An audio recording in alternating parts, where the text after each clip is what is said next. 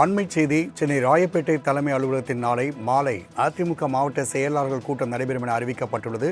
கூடுதல் விவரண செய்தியாளர் ராஜேஷ் வழங்க கேட்கலாம். ராஜேஷ், தொகுதி பங்கீடு இன்று ஓரளவுக்கு முடிந்த நிலையில் நாளை மாவட்ட செயலாளர் கூட்டம் நடைபெறும் என்று அதிமுக தரப்பில் தெரிவிக்கப்பட்டுள்ளது. இந்த கூட்டத்தில் என்னென்ன கருத்துக்கள் பரிமாறப்பட உள்ளன? கூடுதல் விவரங்களை பதிவிடலாம்.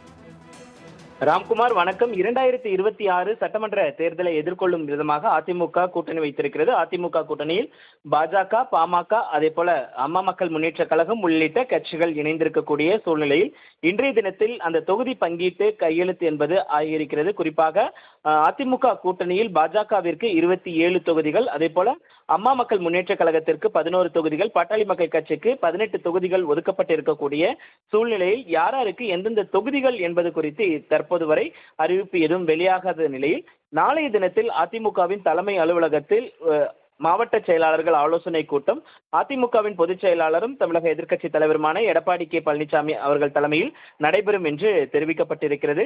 அதிமுகவை பொறுத்தவரைக்குமே தொடர்ச்சியாக பல்வேறு வியூகங்களை வகுத்து வரக்கூடிய சூழ்நிலையில் தற்பொழுது கிட்டத்தட்ட 50க்கும் மேற்பட்ட தொகுதிகள் கூட்டணி கட்சிகளுக்கு ஒதுக்கப்பட்டிருக்கக்கூடிய சூழ்நிலையில் மாவட்ட செயலாளர்கள் அந்த கூட்டணி கட்சியை சேர்ந்த நிர்வாகிகள் அவர்கள் போட்டியிடக்கூடிய அந்த தொகுதிகளை வெற்றி பெறுவதற்கான வாய்ப்புகளை ஏற்படுத்திக் கொள்ள வேண்டும். அதே போல 2026 சட்டமன்ற தேர்தலை எவ்வாறு அணுகுவது என்பது குறித்ததான ஆலோசனை கூட்டம் நாளை தினத்தில் நடைபெறும் என்றும் எதிர்பார்க்கப்படுகிறது.